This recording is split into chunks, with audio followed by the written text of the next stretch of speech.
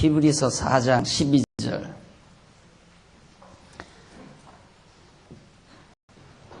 하나님의 말씀은 살았고 운동력이 있어 좌우의 날선 어떤 검보다도 예리하여 혼과 영과 및 관절과 골수를 찔러 쪼개기까지 하며 또 마음의 생각과 뜻을 감찰하시나니 지으신 것이 하나라도 그 앞에 나타나지 않음이 없고 오직 만물이 우리를 상관하시는 자의 앞에 벌거벗은 것 같이 드러나느니라.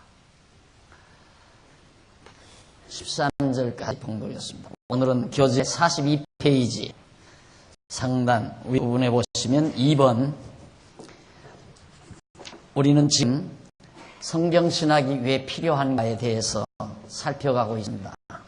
지난해 성경신학이 필요한 까닭은 신학이 아주 난해하고 혼란하기 때문에 이 난해하고 혼란한 신학계를 아름답게 정화하기 위해서는 분명한 신학이 필요하다. 분명한 것이 없으니까 난해하고 혼란이 이루어진다. 분명한 기준이 없으면 모두가 혼란스러워지는 것처럼 신학계도 혼란이 오는 이유가 분명한 신학이 없어서 그런다.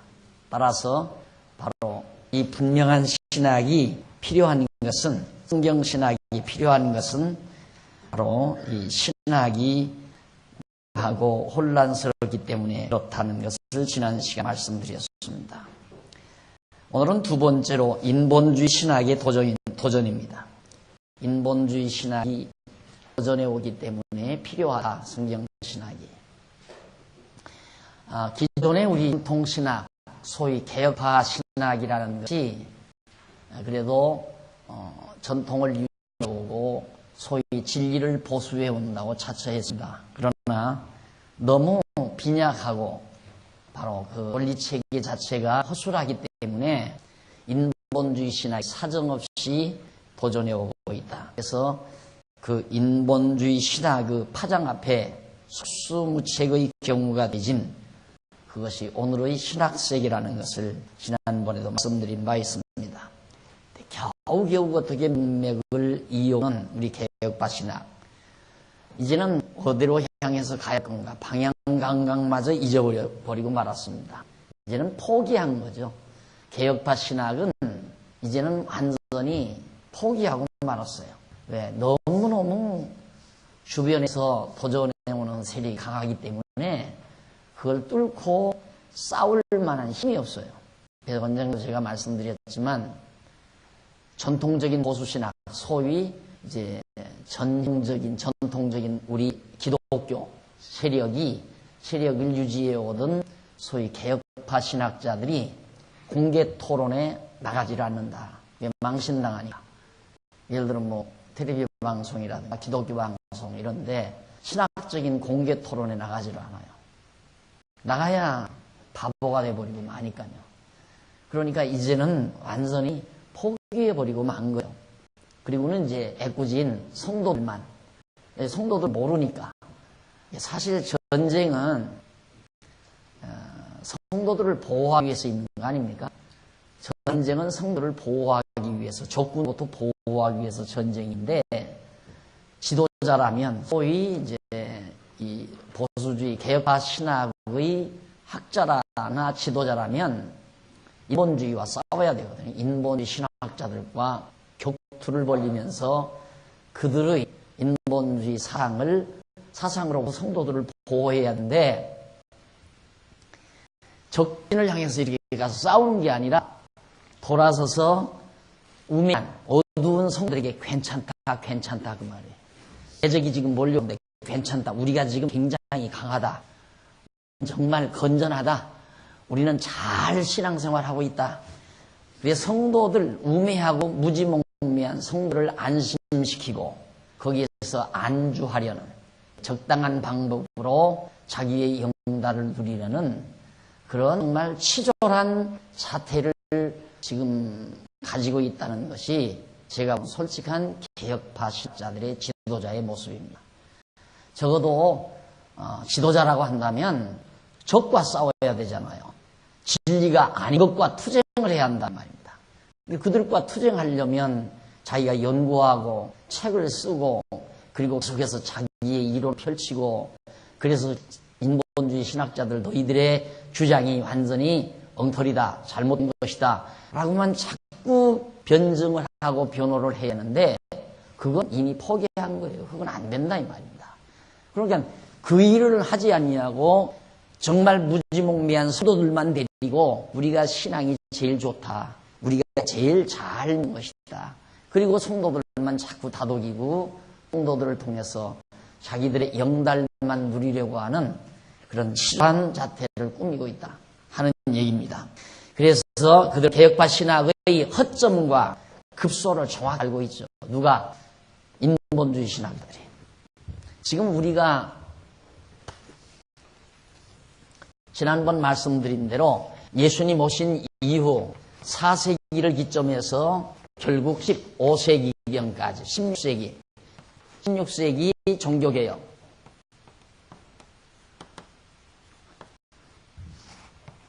이때는 이제 로만 캐토릭이라고 그랬죠. 로만 캐토릭 신학이 완전히 이제 동무대를 이루다시피 그래서 유일한 세계 하나의 교회 로마 교회가 하나의 교회니까 그래서 세계 모든 개혁파 교회는 우리 이 기독교는 로마 교회의 우산 아래 은실하며 살던 그런 시대였습니다. 그러다가 인간들이 깨어나서 아니다. 이거 우리 쏘갔다. 성경은 이거더라고 개혁한 것이 16세기 종교개혁 아닙니까? 종교개혁을 이루다 보니까 엄청난 공격이 이제 로마 교회로부터 도전해 오니까 그것과 더불어 피난 투쟁을 했습니다. 루터나 칼빈 늘 도망다니죠. 워낙 세력이 강하니까 잡히면 죽으니까 죽여도 보통 옥사해서 사형시키는 게 아니라 불에 태워 죽이잖아요. 불에 잔인무도하게. 그러니까 붙들리면 죽으니까 도망다니면서 구석방에서 지하에서 틈만 있으면 기록해놓고 서면 가르치고 하는 것이 소위 우리가 물려받은 칼빈의 기독교 강요와 그다음 칼빈의 성경 수업 이것이 바로 글로 남아있는 겁니다. 그게 이제 그동안 지금 현재 21세기 오늘 우리가 사는 현대까지 현대를 이어오는 그런 과정이었는데 놀랍게도 이제 18세기 계몽주의와 함께 완전히 몰락되는 바로 이 종교개혁 사상이 몰락이 되고 결국 맥을 잃어버리는 그래서 여기서 도전해 오는 건 바로 이게 이제 인본주의 신학이에요. 인본주의. 그러니까 인본주의 신학과 싸워야 되거든요. 현대 우리 정말 정통 이 종교개혁화 신학을 이어온 올바른 교회의 지도자면 지금 공격해온 인본주의와 맞서서 정말 치열하게 싸워야 된다 이 말이에요. 싸우는 방법은 주먹으로 하는 것도 아니고 뭐 목소리로 하는 것도 아니고 계속해서 성경을 연구하고 성경에 대한 올바른 진리를 파헤내고 그래서 종합적인 올바른 신학 체계를 잡고 그래서 그런 신학 체계에서 후진을 기르고 그런 이론 책도 써내고 그러면서 계속 정말 많은 사람들의 이런 많은 영혼들을 정말 자유함을 주고 진리에서 편안함을 주는 이 놀라운 일을 해야 되는데 그걸 포기한다. 인본주의 신학자들에게서 그냥 절망하고 해버리고 마는 거예요. 싸울 생각을 못해요. 아야. 그리고는 애꿎이게 무지몽매한 아무것도 모르는 성경에 대해서는 아무것도 모르는 성도들만 데리고 성경 알 것 없다. 나도 모르니까. 지도자들 자기들도 모르니까 성경은 알 것 없다. 부지런히 열심히 내고 충성하고 주의 종 말씀 잘 듣고 11조 잘 내고 안식일 잘 지키면 된다. 그런 식으로 해서 지금 우리 한국교회는 지금 이끌어오는 거란 말입니다. 그러니 이렇게 무섭게 인본주의 신학 사상 뭐 지난번 말씀드린 대로 행신학이라든가 민중신학이라든가 블랙데올 흑인 신학이라든가 이런 정말 현대 세계를 완전히 움직이는 젊은 지성들을 움직이는 무서운 인본 신학 사상이 지금 막 몰려오는데 거기에 손들어버리고 막 백기 들고 만 거랍니다. 이 보수주의 개혁파 신학이 이 종교개혁을 단행했던 개혁파 신학이 바로 이 인본주의 신학에 의해서. 그러니 이런 도전 앞에서 우리마저 잠자면 안 된다는 얘기예요. 우리 장안중앙교회 성도들마저 포기해버리면 안 된다는 거예요. 여러분, 여기에서 일하려는 힘을 쓰려고 애쓰는 사람이 에이, 뭐 꼭 우리만 그러겠나. 지금 서구에 얼마나 많은 연구기관이 있고 얼마나 많은 학자들이 지금 연구실에서 머리가 휘도록 연구하고 있는데 우리가 안 해도 다 하겠지. 할 수가 없는 이유가, 지금 할 수가 없는 이유가 개혁파 신학자들이 후진을 양성을 못해요. 그러니까 우리나라에서 신학을 공부하고 대학을 나와서 여기서 신학을 공부하고 해외로 유학을 갔다. 개혁파 신학을 하고 해외로 유학을 갔다. 유학하면 이 사람들에게 물먹고 가버려요. 우리나라가 지금 그 꼴이란 말이야. 제가 다닌 총신대학도 제가 다닐 때만 해도 나이 든 교수들이 전통 보수신학자들이 앉아서 교수를 했어요. 그런데 제가 졸업하고 나서 몇 년 안 있자 교단이 갈라지면서 그 나이든 노련한 교수들을 전부 다 몰아버리고 젊은 교수들이 다 차고 들어왔어요. 그러면서 점점 인본주의 신학에 물을 먹은 교수들로 지금은 다 불가리 돼버리고 말았다 이 말이에요. 서당동 총신이라는 게 그렇게 돼 있어요. 그러니까 이제는 후진이 양성이 안 돼요.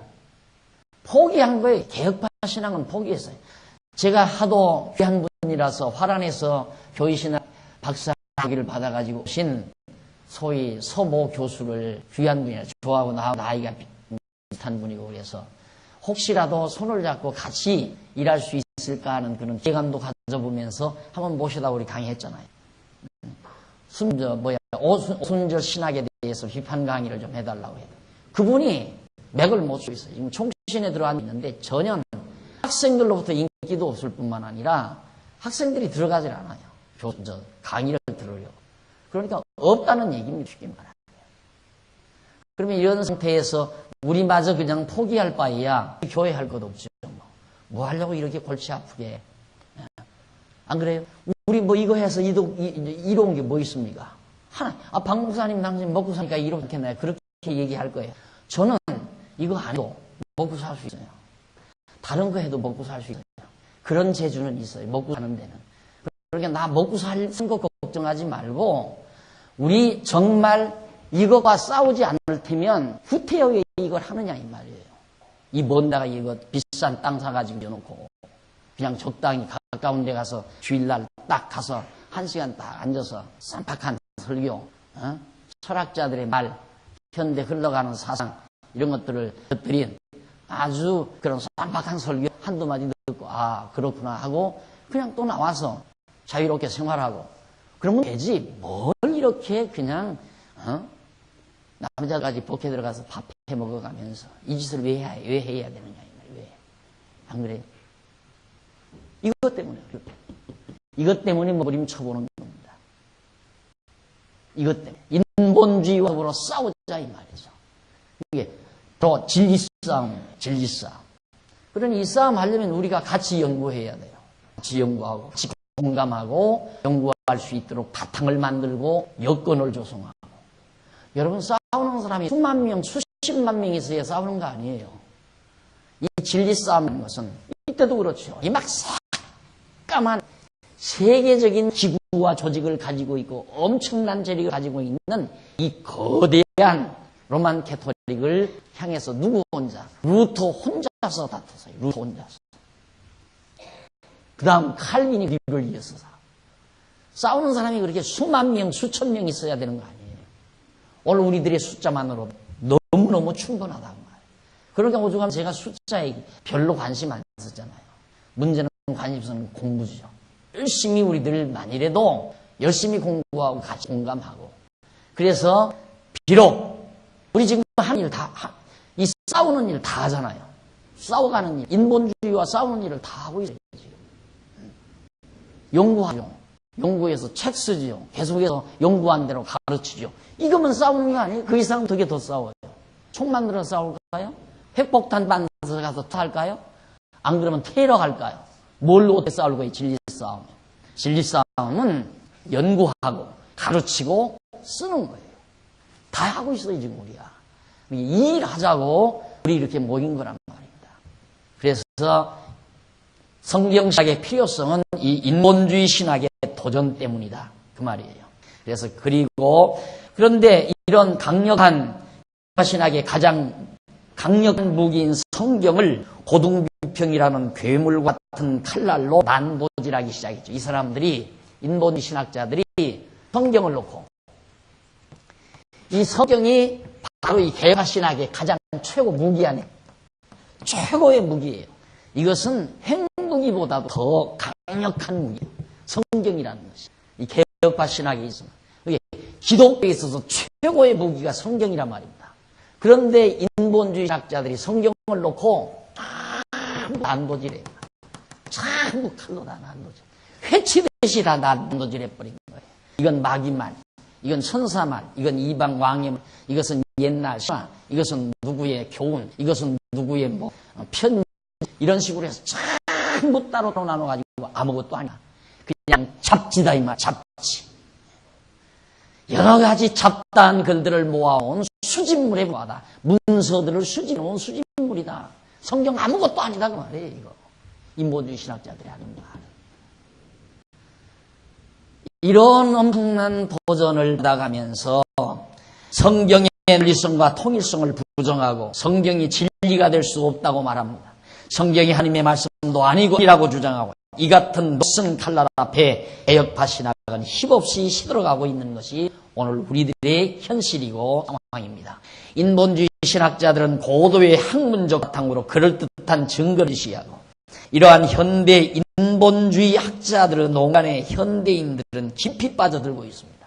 얼마나 세상적으로, 학문적으로 정말 고도의 학문을 한 그런 대석학들이 아주 그럴듯한 말로 현대인들을 전부 유혹해서 그 앞에 다 유혹당하고만. 전부 유혹다. 너무 매끄러우니까 그들의 말이 너무 매끄럽단 말입니다. 솔직히 사람에게 살아가다 보면 관심이 어디 있어요? 정치에 있잖아요. 이놈의 세상이 어떻게 돌아가나. 이놈의 경제가 어떻게 돌아가나. 전부 관심이 그런 데 돌아간다 이 말입니다. 그런데 바로 소위 인본주의 신학은 그런 것에 초점을 맞추는 거예요. 그런 쪽에 초점을 맞춰서 현대인들의 의식을 깨어나게 만들고, 그래서 정의를 부르짖고, 그래서 거기로부터 힘이 나게 만들고, 그래서 힘을 규합해서 정부를 향해서, 또한 정치를 향해서, 권력을 향해서 도전하는, 이게 바로 인본주의 신학자들이 시도하는 노래라고 합니다. 그리고 힘을 딱 만들어서 까불지 말라. 그러니까 금년에도 두고 오시오. 대선에 출마하는 사람들 반드시 종교 집단의 두목을 찾아갑니다. 가서 고개 숙이고 모든 자식 다 꺾고 부탁합니다. 부탁합니다. 그게 스릴을 느끼는 거예요, 이 사람들은. 그러지. 이놈들 날 찾아와야지. 너 가서. 그게 종교라는 게 소위. 거기에 무슨 놈의 진리가 있어요, 진리는. 없어요. 전부 그 밑에 모든 영혼들은 다 쏟고 그 사람들의 이용이 되고, 일장공성 만골고라는 옛말이 있잖아요. 한 장군이 승리하기 위해서는, 세력을 얻고 명예를 얻기 위해서는 수많은 졸병들의 뼈다귀가 쌓이고 쌓여서 그 위에 와선다. 그러듯이 허다한 많은 사람들을 이용해서 종교라는 이름으로 권좌를 누리고 영화를 누리고, 그렇게 하려는 것이 종교 집단들의 대부분에, 그렇게 종교 집단 요즘 그들의 머릿속에 들어가면 다 정치예요. 정치. 전부가 정치. 그 안에 아주 고도입니다. 정치가. 고도의 정치 술로. 거기에 안 말리려면 조심해야 돼요. 나 같은 사람 말려들기 다 알맞죠. 계속 불러죠. 매체 불러내요. 아주 중요합니다. 나와주십시오. 꼭 나와주셔야 됩니다. 이번에는 꼭 오셔야 됩니다. 그런데 나가다 보면 자기도 모르게 그냥 종교, 정치, 지도자, 정치적인 그 바람에 휘말리게 되면 이제는 성경이고 나발이고 연구고 그런 거 다 필요 없어요. 그쪽에 한번 맞붙이게 되면. 그리고 거기서 맞붙이게 되면 그게 무슨 대단한 대수인 줄 알고 거기에 휩싸여서 늘 무슨 세계적인 종교 회의에 참석한다 해서 또 붕붕붕붕 돈 연보 받아가지고 다 그 돈 가지고 비행기표 사고 다 호텔비 이용하면서 나 이번에 세계 종교 종교 무슨 세미나에 다 참석하고 옵니다 하고 나가게 돼요. 여러분 제가 10년 동안 20여 년이 넘도록 못나서 교회에서 한 번도 교회 이름으로 해외에 나간 게 없어요. 한 번도 난 일이 없어요. 바보라 못 나간 게 아니에요. 그런 거 얼마나 있어요. 동창회에서도 여러 번, 총회에서도 여러 번 그런 기회를 다 만들어요. 우리 가자고. 따라붙으면 따라가는 거예요. 그거 다 교회 경비대해야 되고 뻔한 거 가면 다 정치적으로 노는 일들이라. 그게 무슨 신학을 연구해서 이번에 발표한 아베 학자가 발표한 신학 원리는 문제가 있다. 성경으로 이것은 잘못이다. 이런 것들을 규명하고 싸우러 다닌다면 내가 10번이라도 내 사죄라도 드려서 다니죠. 그러나 그게 아니란 말입니다. 그러니 누가 그걸 알아요? 모르잖아요. 저밖에는 모르잖아요. 지금 우리 장안중교회 안에서도 나밖에는 그걸 모른다 그 말이에요. 그러니 내 가슴만 뜨겁지 여러분의 가슴은 안 뜨겁잖아요. 제 연구실에 등불이 켜있는 걸 보고 가슴이 뜨거운 사람이 있어요? 공감이 안 간다고 말이에요. 무엇 때문에 저 사람이 뭘 그렇게 못 먹고 살아서 먹고 살려고 밤늦도록 저러는가. 이런 사람도 있을지 모르죠. 돈에 환장했다고 생각할지도 모르고. 그거 아니라 말입니다. 우리의 마음이 뜨거워지고 가슴이 한번 뜨거워져야 이게 이제 이들과의 싸움에서 이기는 건데. 있으면 제가 왜 해요? 있으면 내가 할 필요가 없잖아요. 있는데 더 훌륭한 분들이 하는데 뭐 때문에 그걸 하느냐 그 말이다.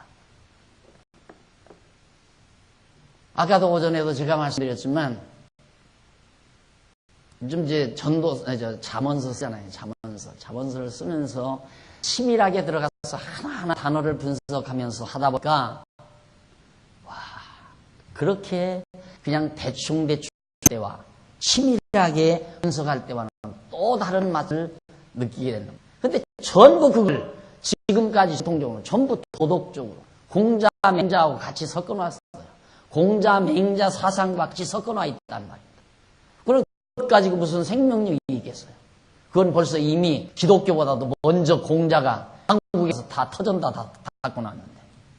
그러니까 옛날 목사님들 설교할 때 보면 꼭 공자 말도 들어가요. 그러면서 설교했어요. 지금도 주석을 보면 변선 박사 써놓은 주석을 보면 뭐 주석 쓰다가 그 공자 말 끌어다가 그걸 대비해서 설명을 하고 그런 꼴을 해놨다 이 말입니다. 그걸 보고 기독교의 현지를 찾을 수 있겠느냐 이 말입니다. 못이죠. 그러니까 정말 이런 소중한 일들을 우리가 지금 해나간다는 뜨거운 열정, 정말 우리가 이 인본주의를 향해서 마치 다윗이 골리앗 앞에 블레셋 골리앗 장군 앞에 나선 것처럼 초라하고 보잘것없는 우리 장안중앙교회지만 이 거대한 산맥을 이루고 있는 큰 대군을 이루고 있는 인본주의 더불어 함께 붙으려고 하는 이 뜨거운 열정을 우리 함께 공감하며 살아야 된다. 그 일을 위해서 우리가 모인 거고 그 일을 위해서 만나 있는 거고 그 일을 위해서 지금도 우리는 살아가는 것이다.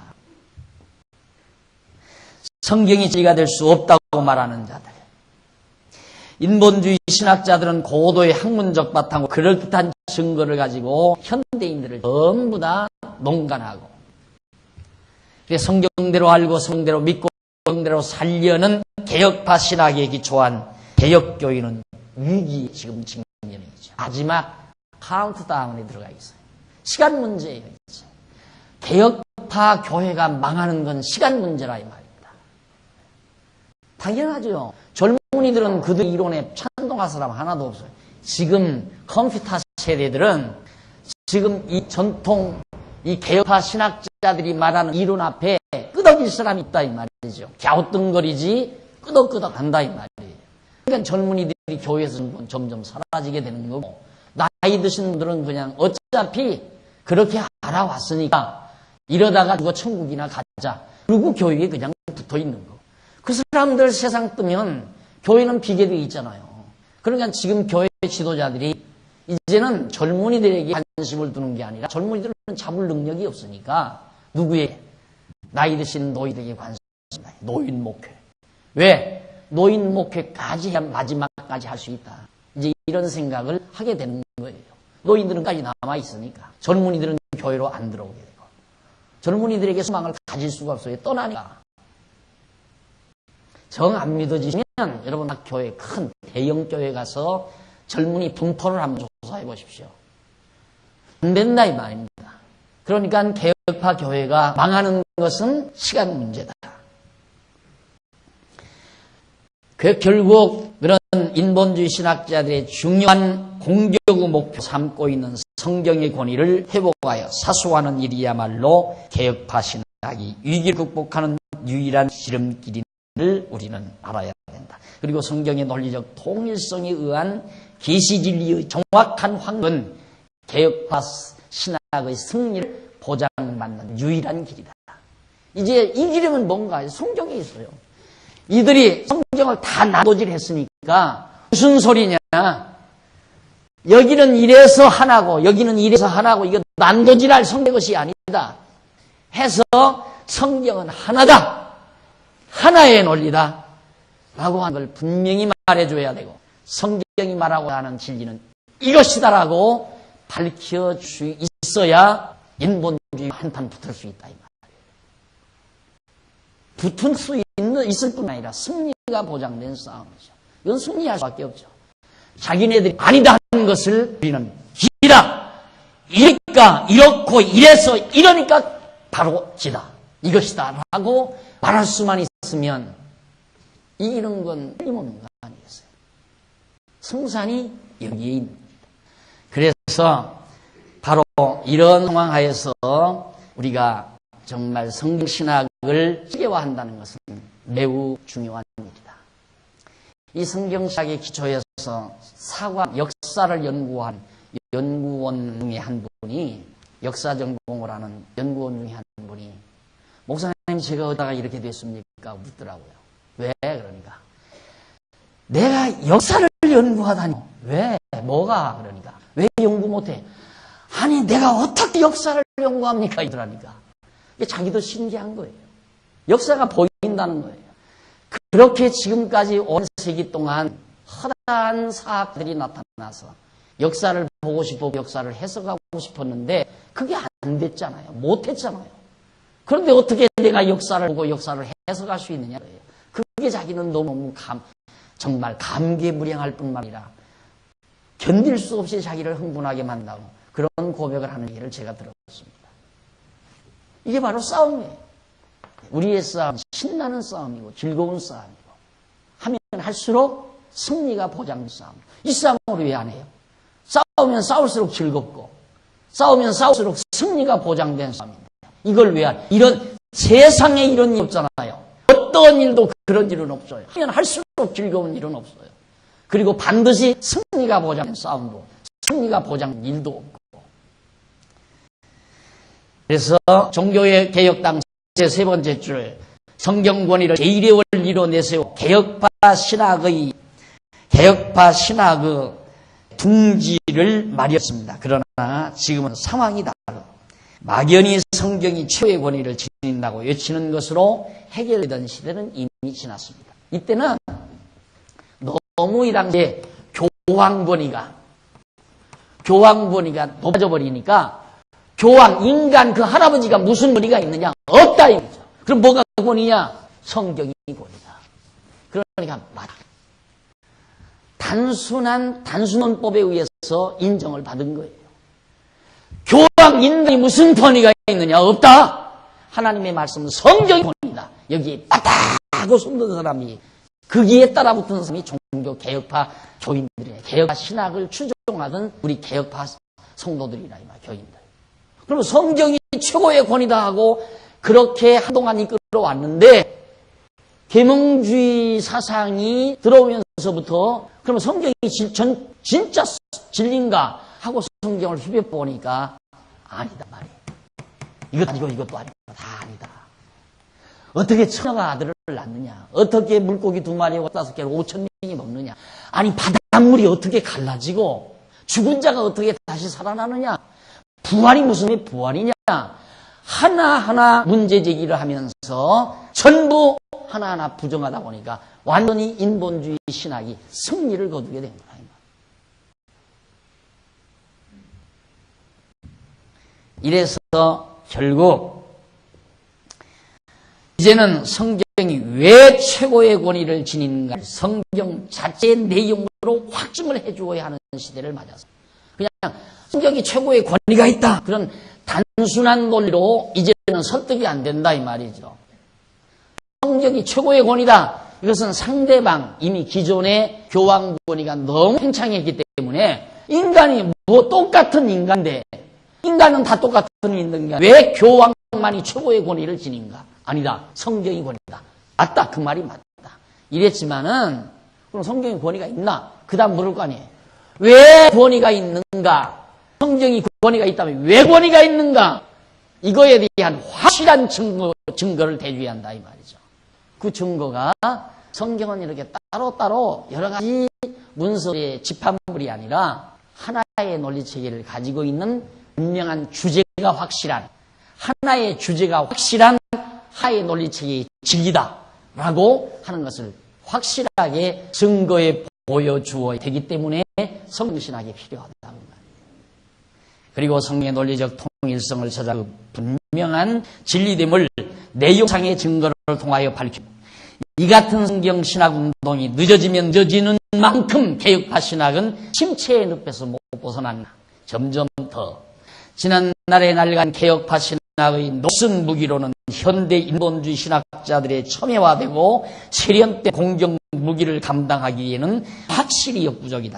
막연히 진리보수라는 미명 아래 낡고 무디인 개혁파 신학의 진리체계들을 무조건 고집하는 것은 개혁파 신학의 근본 정신에 위배된다. 성경신학운동을 통하여 성경대로 기독교 진리체계 및 제도들을 과감하게 개혁해 나가는 것이 개혁파 신학의 근본 정신이다. 그러므로 인본주의 신학의 무분별한 도전 앞에서 시들어가는 개혁파 신학의 소생을 위하여 성경신학의 필요성은 더욱 더 절실한 것이다. 그래서 인본주의 신학의 도전 때문에 이 성경신학이 필요하다라는 내용을 여러분들에게 소개해드린 겁니다. 다음으로 세 번째, 사이비 신학운동의 발음. 이제는 이 성경, 이 개파 신학이 재구시를 못하니까 인본주의만 생기는 게 아니라 이제는 완전히 말도 아닌 사이비 신학운동이 막 독보처럼 일어나요. 우죽순. 원래 그렇잖아요. 농장에 곡식이 무성하게 정상적으로 가는 곡식이 잘 되면 잡풀이 안 나요, 별로. 그런데 곡식이 잘못되면 반대로 다풀이 우죽순처럼 나오나요. 잡풀이 많아요. 똑같은 이치예요. 올바른 교회가, 올바른 기독교 진리 체계를 갖춘 교회가 시들어져 가니까 반호 곁에서 온갖 잡풀들이 돋아나듯이 기독교가 아닌 기독교가 아닌 것들이 기독교인 양 허울 좋게 나타나서 온갖 영혼들을 사냥하는 것이 현실이란 말입니다. 그걸 하나하나 꽂으라면 남의 교단 비난한다고 그러고 남 헛뜯는다고 그러고 자꾸 그렇게 얘기한다. 그게 아닌데 얼마나 많은 사람들이 있고 있어. 지금 여러분들이 아는 데라도 가만히 보십시오. 친척주계 아무개 로만 캐토릭 다니고 친척주계 아무개 어느 큰 교회 다니고 어디 다니고 그 사람들은 어떻게 신앙생활 하더라 다 알잖아요. 속고 있어요. 속고 있죠. 분명히 속고 있죠. 그게 다 사이비 신앙운동이라며 사이비 신앙운동. 한마디로 말해서 간단히 말해서 정성 들이면 이루어진다. 기독교가 무슨 정성 들이면 이루어져요 그래. 안 그래요? 그거 자체가 사이비 아니냐 이 말이야. 그런데 그걸로 만연이 돼 있는데 교회가 지금 새벽에 나와 새벽마다 정성 들이면 지성이면 감천이다. 그 옛날 무신앙에서 다 하던 얘기 아니냐 이 말이죠. 그런데 새벽마다 기도하면 하나님이 감응해서 다 이루어준다. 철야 기도하면 이루어준다. 이 전부 사이비란 말입니다. 이런 걸 우리가 다 알고 있으면서도 우리는 나는 괜찮아. 그렇지 않은 교회에 와 있으니까 괜찮아. 이걸로 억지를 낸다면 너무하는 거 아니에요? 너무 안주하는 거 아니냐 이 말이에요. 어떤 분들은 하나님이 하게 하신다 그러니까 하나님이 하게 하신다 이 말 믿고 다 태만하고 나태하고 와서 걱정이지만 여러분 하게 하신다의 주창자의 방본인다. 얼마만큼 치열하게 살아가는 거 여러분이 보지 않습니까? 하게 하신다. 하나님이 하게 하시니까 우리는 다 태만하고 나태해진다. 말도 안 되는 얘기죠. 진짜 진리가 내 안에서 역사하게 되면 어떻게 태만하고 나태해요? 어떻게 어리석은 생각을 하고 어떻게 자기 한 일 추구하고 안 그래요? 생각해 보십시오. 물가에 이렇게 가는데 어린아이가 저벅저벅 바로 걸어 들어간다. 그걸 보고 아이고 저는 뭐 다 하나님이 하게 해서 죽을 놈 죽게 하는데 그러고 가만히 있을 사람이 누가 있느냐 이 말이에요. 에? 아니 갈까 말까 이거 따질 필요도 없어요. 야 저놈을 가서 들까 말까 이거 따질 필요 없이 보는 순간 이놈아 하고 쫓아가서 가서 붙들지. 안 그래요? 지금 우리 그거 보이잖아요. 우리 눈앞에 허다한 영혼들이 지금 무서운 저 함정 속으로 빠져들어가는 눈으로 보면서 좋다. 우리는 편안한 데 왔으니까 좋다. 돈 내라고 안 해서 좋더라. 기도 안 하라고 해서 좋고 세상 하나님이 다 이루어지니까 좋더라. 이런 차원에서 우리가 살 문제가 아니잖아요. 이것이 바로 우리의 현실입니다. 교회 역사상 사이비 운동이 없었던 시기는 거의 찾아보기 힘들었어요. 그런데 문제는 왜 이런 사이비 운동이 일어나는가? 본래 제 교회가 제 모습을 갖추지 못하고 본래 제 사명 감당하지 못하니까 엉터리가 다 일어나서 제대로 주인으로 살려고 한다 이 말이에요. 여러분 예수님 오셨다 가신 이후 100년도 못 돼서 온갖 잡다한 짓것들이 일어났어요. 그런데 한차 종교개혁이 일어난 다음 지금 수백 년이 흘렀는데 이게 지금 오늘 우리 교회 모습이 제대로 예수님께서 본래 성경에서 가르쳐준 모습이냐 이 말이죠. 현대 교회가 정반대 모습으로 지금 만들어져 있잖아요. 그러니까 시구해가지고 그건 남주기 싫으니까 아들한테 어떤 방법으로 물려주나 그렇게 해서 교회 또 전부 아들 사업시켜서 사업장 내주고 또 그렇게 못하니까 교회 덩치를 몽땅 자기 아들한테 승계해주고 그런 작태가 한국교회 와서 그냥 떳떳하게 일어나는데도 사람들은 마치 뭐 교회도 한 사업인데 아들 주고 싶겠지. 그렇다면 차라리 사업을 해요. 기업가가 돼서 기업을 하라 이 말입니다. 기업도 자기 아들한테 승계를 못하잖아. 그건 비열한 기업이죠. 또 기업가라면 기업을 일으켜서 정말 그 기업을 이끌 만한 능력자에게 그 기업이 넘어가야 더 기업이 확산돼서 많은 사람이 일터가 생겨가지고 국가 경제가 부흥되고 발전하는 건데 아들이라고 해서 혈족에게 물려줘 버리니까 기업이가 벌어놓은 돈 먹고 쓰고 사는 것으로 가니까 나라 꼴이 이꼴 되는 거 아니냐 세상 쪽도 그렇게 못하는 건데 어떻게 하나님의 교회를 자기 혈족에게 물려주느냐 말이 안 되는 거 아니에요? 능력자에게 줘야죠. 정말 교회라면 진리에 투철하고 진리를 사수하려는 뜨거운 열정과 그만한 능력 갖춘 자에게 교회가 승계가 돼야 교회가 제대로 되져가는 거 아니겠냐 이 말이에요.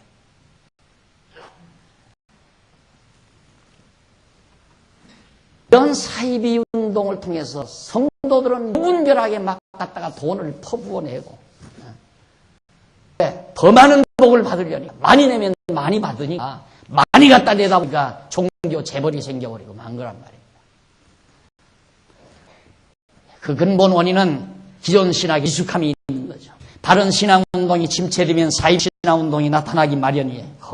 거의 대부분의 사이비 신앙운동들은 그 운동을 주도하는 자가 자기의 신비한 경험을 비롯해서 성경을 부분적으로 떼어서 자기에게 편리한 대로 인용하기도 하고 해석하기도 하는 데서부터 뿌리를 내리는 것입니다. 어디까지나 논리적 통일성을 지니고 있는 성진리에 비추어 자기의 신비적 경험을 비판적으로 받아들여야 하는 것이 온당한 자세인데도 그와는 정반대의 태도를 취하는 데서 사이비적 신앙운동이 일어나겠다. 이 사이비 신앙운동은 꼭 한 개인의 경험으로부터 일어나요.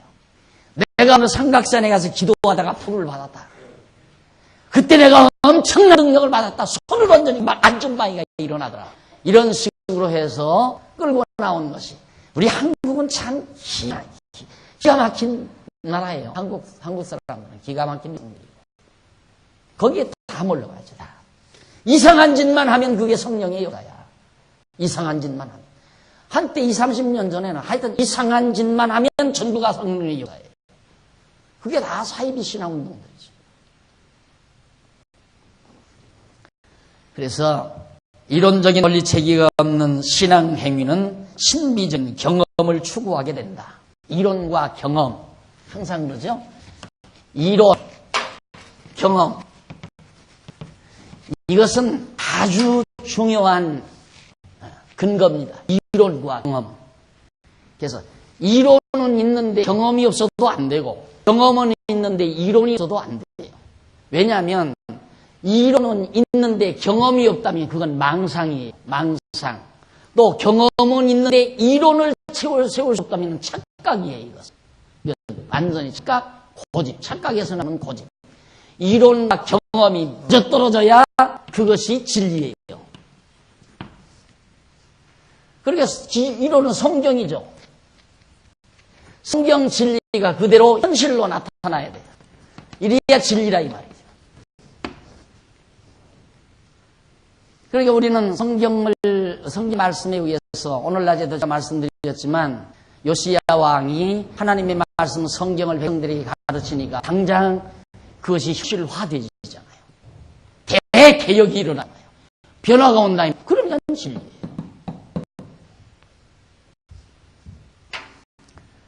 그런데 신비주의자들은 사이비 신앙운동은 이론이 없어요. 전부 경험뿐이에요. 그래서 교인들의 신앙생활 증진도 어떻게 시키냐. 전부 간증. 나는 이렇게 하다가 사업이 잘 돼서 부자가 됐다. 나는 11조를 5년을 했더니만 하나님께서 이렇게 집을 5채나 주더라. 이런 얘기들. 나는 청각산에 가서 열흘 기도하니까 내 병이 나았다. 이런 이야기들. 그게 전부 경험이란 말입니다. 경험. 이런 것만 자꾸 고조시킨다. 그것이 착각이라니. 내가 자기는 지금 폐병약을 한 1년 가까이 먹어왔는데 낮에 가서 한 열흘 동안 가서 기도했는데 그 뒤로 폐병이 나으니까 열흘 기도했기 때문에 나았다. 11년 동안 계속해서 폐병약을 먹어서 나았다고 저는 생각합니다. 그러니까 전부가 가마귀 날자 배 떨어진다고 그러잖아요. 경험이라는 건 황당한 거예요, 진짜. 자기 주관적 시각이가 경험이라고 하는 거예요. 그것처럼 사람을 병들게 만드는 거예요. 절대 남의 경험 듣고 함부로 행동하는 거 아니죠. 그래서 저는 만약에 우리 자녀들이 무슨 유인전이 있는다 못 잊게 한다고 그래요. 못 잊게. 그것처럼 사람 우매하게 만드는 게 없어요. 유인전기가 어디 있어요? 전부 전기라는 것이 전부 다 돈 좀 벌어놓으면 글 쓰는 사람들 불러다가 야, 한 5천만 원 줄 테니까 내 생에 잘 다듬어서 책 내라. 그럼 그거 가지고서 이제 문장 가가 그거 다 써서 내는 거예요. 듣기 좋고 보기 좋게. 주관적 시각이에요.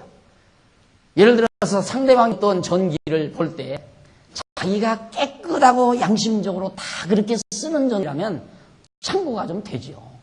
그러나 전기를 쓸 때 어두운 부분 쓰나요? 어두운 부분 없이 이렇게 밝은 부분이 있어요. 근데 밝은 부분만 계속 써놓으면 사람들을 더 실망시킨다 이 말이죠. 그 사람은 어두운 부분과 밝은 부분을 교차하면서 그렇게 성장해 오는데 어두운 부분 없이 밝은 부분만 써놓으니까 그 책을 읽은 사람은 왜 나에게는 이런 어두운 부분이 오나? 왜 이렇게 어두운 날들이 나에게 있는가? 도리어 더 실망을 가중시킨다. 제가 바로 그 대상자, 제가 그 본인 장본인 아닙니까? 어거스틴이 있고 나는 젊은 날 완전히 녹아난 사람이 어거스틴이고, 어거스틴이 딱 하나님 말씀하고 하나님 잘 경외 살다가 성자가 됐어요. 성자가 됐는데 산에 가서 설교를 하면 호랑이들이 와서 탁 옆에 와서 앉아있고, 산에 산새들이 와서 전부 나뭇가지에 앉아서 어거스틴의 설교를 듣고 했다는 거예요. 그러니 사람 미치잖아요. 젊은 날. 와, 나는 성자가 된다. 그런데 암만 해도 참새 한 마리 와서 듣는 법 없고 산토끼 한 마리 와서 앉는 법도 없어요. 그럼 실망하지 낙심하고 절망하고. 이론과 경험이, 성경과 현실, 성경이 현실화되는, 하나님의 말씀은 역사화되는, 지금 여러분들이 지금 성경 신학원에서, 로고스 신학원에서 지금 그거 교회사 배울 때 바로 하나님의 말씀이 역사화되는 놀라운 진리를 여러분들이 공부하고 있잖아요. 그게 진리라 이 말이에요. 말씀이 역사로 나타나 현실로 나타난다. 하나님의 말씀. 이거 이상 진리가 어디 있어? 이런 진리는 없어요. 그게 모든 학자들이 이론과 경험, 이것은 괴리다.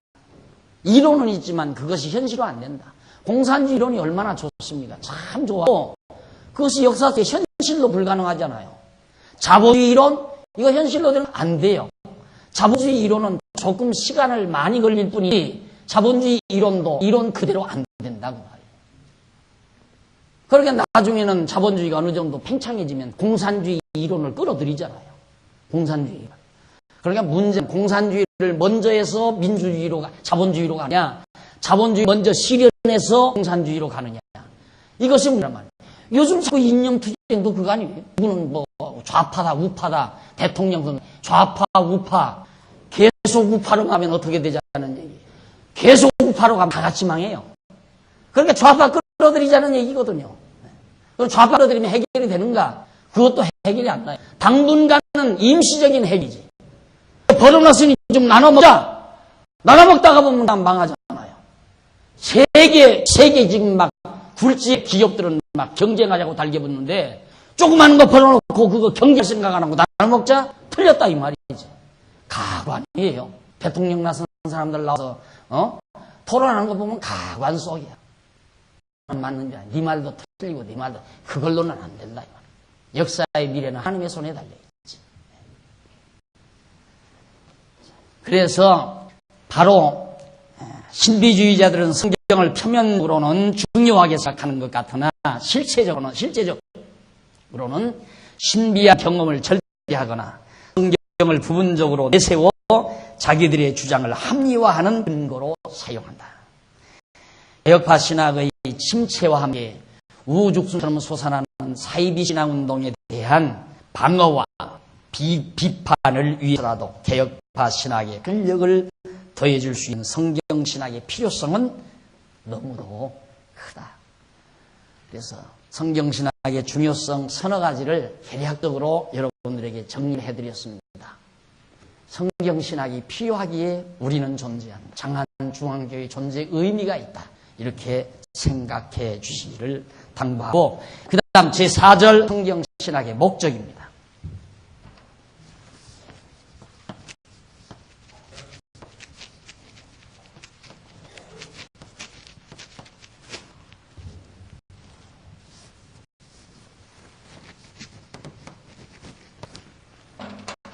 성경신학의 목적. 성경신학이 목적하는 것은 앞절에서 언급한 필요성에 따른 제반 항목에 속하는 지엽적인 내용이 아니다. 성경신학의 목적은 어디까지나 근본적인 성격을 지닌 것이라야 한다. 예를 들면 성경을 알기 위한다든가 교리를 바르게 깨워하기 위한다든가 또는 성경을 바르게 가르치기 위한 하는 지엽적이고 부수적인 것들은 성경신학의 근본 목적이 될 수 없다. 그 근본 목적은 성경적인 신학, 바른 가치관 정립을 위한 것이다. 성경신학이 왜 필요한가? 성경적 바른 신관, 올바른 하나님을 바르게 알기 위해서 성경신학이 필요하다. 하나님은 존재하는데 정말 하나님을 알아도 올바로 알아야 되잖아요. 잘못 알지 말고. 기도 열심히 하면, 정성 들이면 하나님이 들어준다더라. 하나님 잘못한 거란 말이에요. 그러니까 성경신학은 하나님을 올바로 알게 하는데, 바른 신관 정립하게 하는데 매우 중요하다. 진정한 의미의 신학이라면 그 대상을 오직 하나님으로 규정하죠. 올바른 신학은 하나님을 아는데 초점을 맞춰요. 하나님을 아는데. 올바른 정치를 한다거나 사회정의를 구현하는데 초점을 맞추는 게 아니에요. 그건 부수적인 거죠.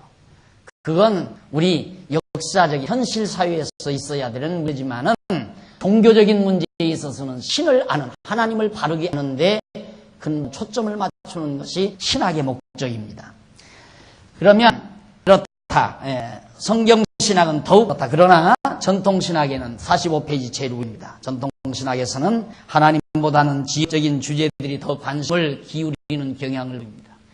실제적으로 교회신학만 해도 한 권에서 신학의 선호를 다루고 2권에서 제2권에서 바로 신론을 취급한 후 나머지는 인죄론이라든가 기독론, 구원, 교회론, 종말론 등의 주제들을 방대하게 다루고 있어서 신론과의 조화를 이루지 못하는 경우 신학의 근본 목적인 신지식이 외면할 우려를 낳게 하고 있다.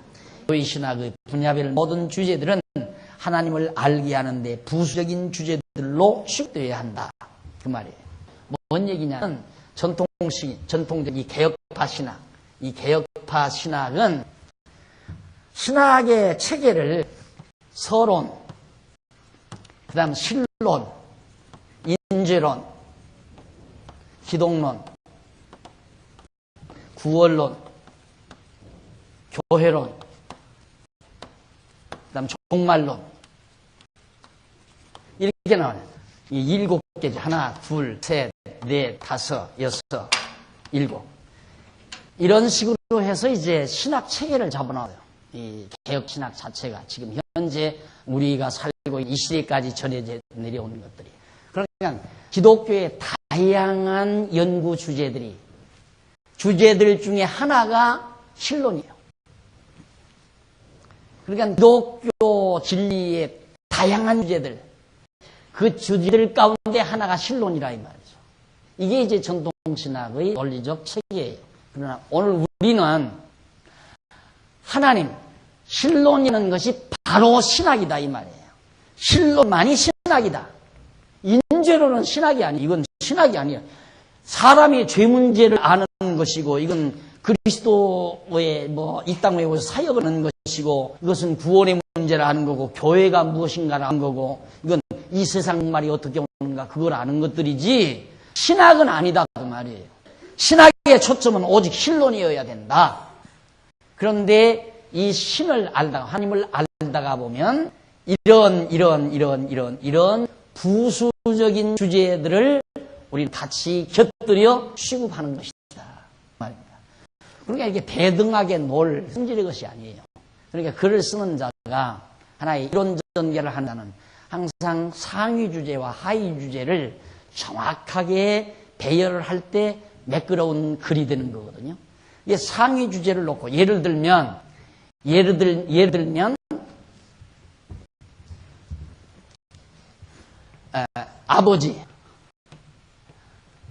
아버지와 어머니 이게 주제라면 아버지와 어머니가 큰 주제라면 한 가정을 이루는 거 아니에요.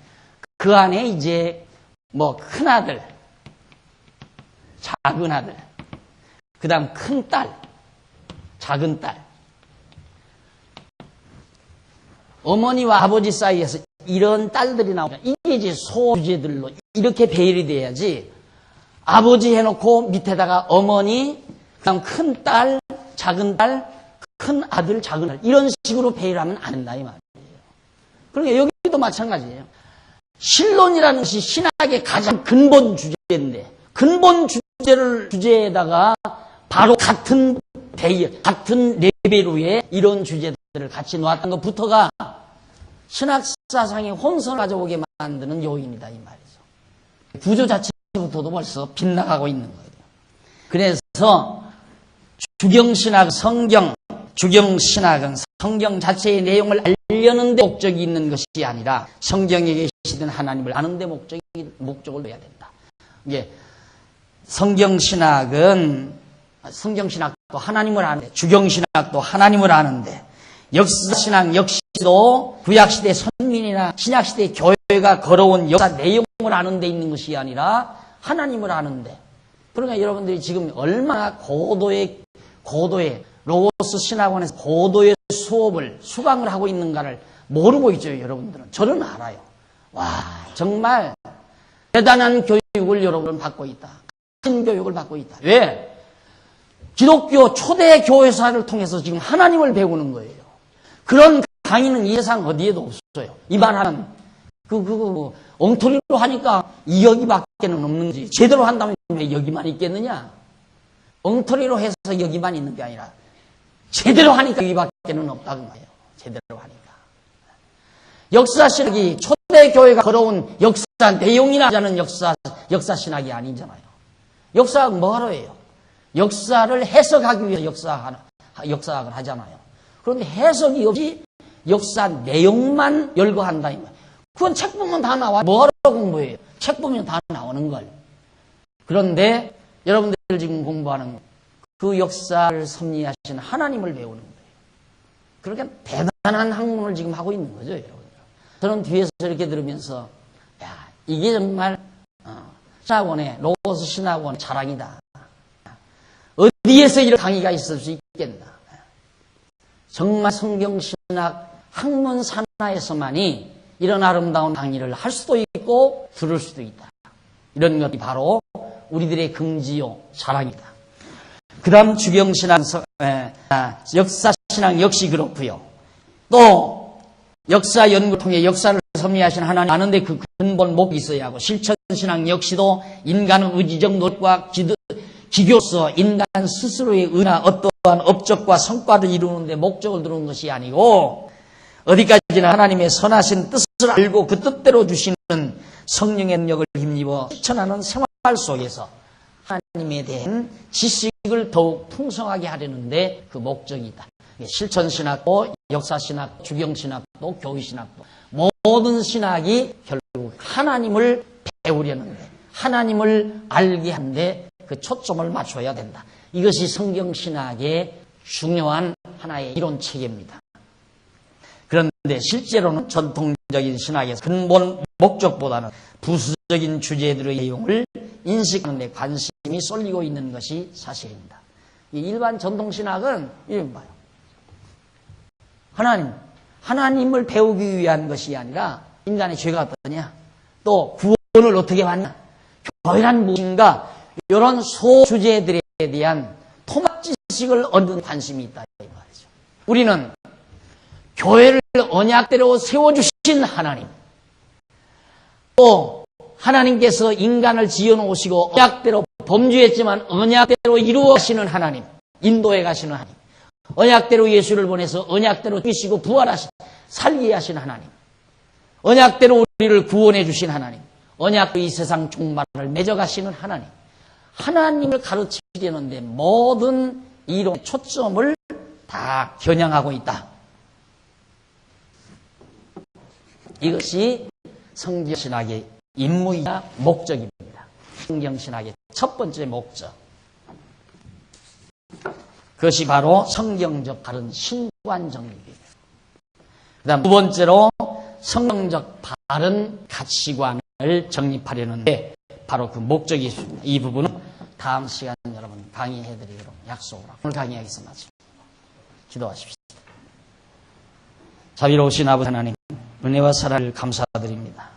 오늘 또 저희를 부르시고 정말 우리에게 주신 소중한 보화를 어떻게 하면 우리 후대에게 바르게 전승해주고 우리를 향해서 엄몰해 오는 이 자유주의 신학, 인본주의 신학과의 투쟁에서 이길 수 있을까를 다시 한번 생각할 수 있게 하심을 진심으로 감사드립니다. 아버지 하나님, 오늘 우리 자리에 참여해서 우리의 생각을 함께 모읍니다.